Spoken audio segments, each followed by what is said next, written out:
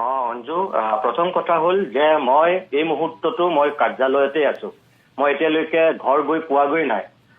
কিন্তু মোৰ কেম্পাছত থকা মোৰ একদম চুবুৰীয়াৰ এজনৰ ঘৰত তেওঁলোকে নটিচখন দি থৈ গৈছে আৰু নটিচখন মোলৈ প্ৰেৰণ কৰিছে তেওঁ হোৱাটছআপ যোগে। কিন্তু মই আচৰিত এই কাৰণেই যে আজি দিনৰ ভাগতেই কিছুমান পৰ্টেলত এই নটিচখন আৰু মোক ঘৰ খালী কৰিবলৈ দিয়া নিউজ সম্প্ৰচাৰ হৈছে।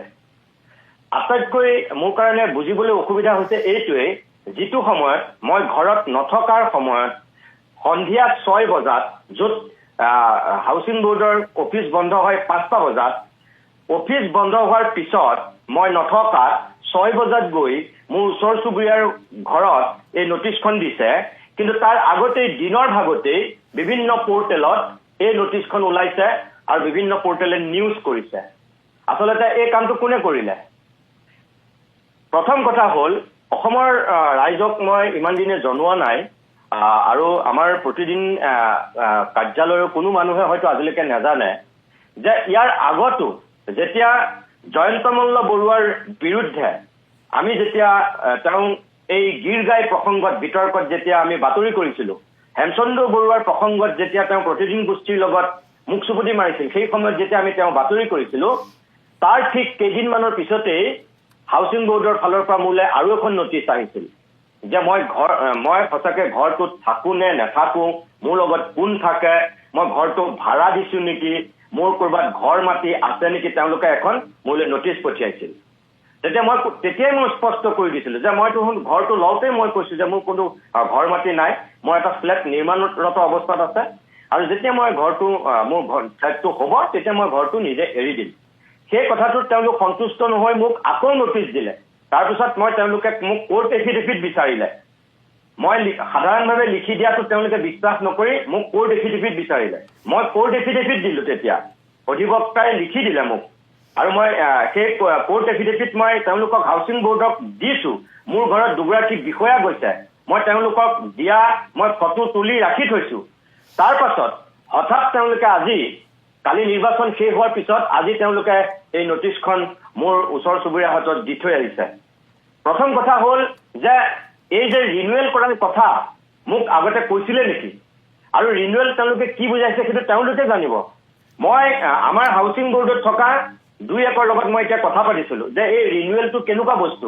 তেওঁলোকে এইটোৱে কৈছিল যে 10 বছৰমানৰ মূৰত তেওঁলোকে জানিব বিচাৰে যে আপোনাৰ ঘৰ মাটি ক'ৰবাত আছে নেকি। সেই কথাটো আপুনি তেওঁলোকক জনোৱাটো দৰকাৰ। যদি আপুনি নাই জনোৱা তেতিয়াহ'লে আপোনালৈ চাগে এনেকুৱা এখন নটিচ আহিছে। ৰিনুৱেল মানে সেইটোৱেই। অঞ্জু, মই সেইটোকে ক'ব বিচাৰিছো। সেই কামটোতো মই 6 মাহৰ আগত কৰিছো। জয়ন্ত মল্ল বৰুৱাইটো আক্ৰোশমূলকভাৱে মোৰ ঘৰলৈ সেই নটিচখন পঠিয়াইছিলে। যিকেইজন বিষয়া গৈছিল আৰু হাউচিং বোৰ্ডত মই যেতিয়া নিজে গৈ উপস্থিত হৈছিলো, হাউচিং বোৰ্ডৰ তেতিয়া মোক বিষয়া কৰ্মচাৰীসকলে কি বুলি কৈছিল যে মন্ত্ৰীৰ নিৰ্দেশ আহিছে, মন্ত্ৰীৰ নিৰ্দেশ আমি মানিবলৈ বাধ্য, আপুনি বেয়া নাপাব, আপোনালৈ এই নটিচখন গৈছে। তেতিয়াতো হাউচিং বোৰ্ডৰ কৰ্মচাৰীসকলে মোক গোটেই কথাটো কৈ দিছিল আৰু বিভাগীয় মন্ত্ৰী জয়ন্ত মল্ল বৰুৱা তেতিয়া তেওঁ আক্ৰোশমূলকভাৱে সেই কামটো কৰিছে বুলি মই গমেই পালো। কাৰণ তেওঁ সেই সময়ত গোটেই মানুহে তেওঁক ছচিয়েল মিডিয়াত সাংঘাতিক ধৰণে তেওঁ গৰু চুৰ সজাই পেলাই তেওঁ গোটেই ভাইৰেল কৰিছে আমাৰ তাত বাতৰি সম্প্ৰচাৰ হোৱাৰ পিছত। আৰু এতিয়াতো তেওঁলোক মন্ত্ৰীও নহয় আৰু কমিশনাৰ গৰাকীয়ে হঠাৎ আজি কিয় সাৰ পালে? ইমান দিনে কিয় সাৰ পোৱা নাছিলে? ঘৰটো মোৰ নামত 12 চনতে এলট হৈছিল, কিন্তু সেই ঘৰটোত মই নাছিলো।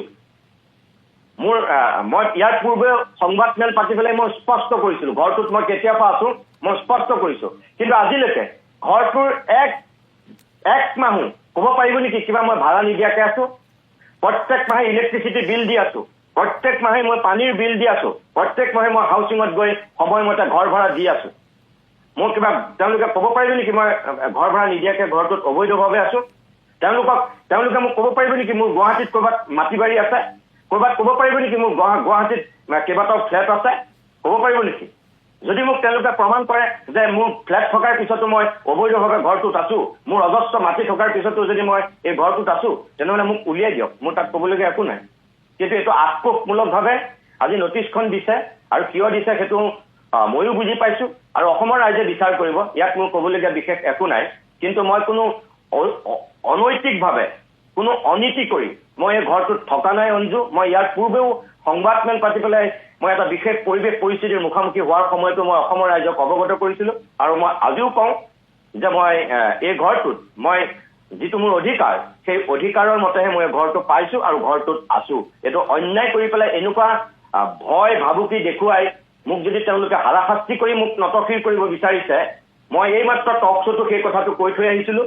এই 9:30লৈকে 9:30 বজালৈকে মই ষ্টুডিঅ'ৰ ভিতৰতে আছিলোঁ। তেতিয়াও মই কৈছোঁ যে মোক যদি কিবা এনেকুৱা ভয় ভাবুকি কিবা প্ৰেছাৰ দি পেলাই যদি কিবা নতশিৰ কৰাব বিচাৰিছে তেনেহ'লে সেইসকলে মূৰ্খৰ স্বৰ্গত বাস কৰিছে, তাতকৈ মই একো নকওঁ।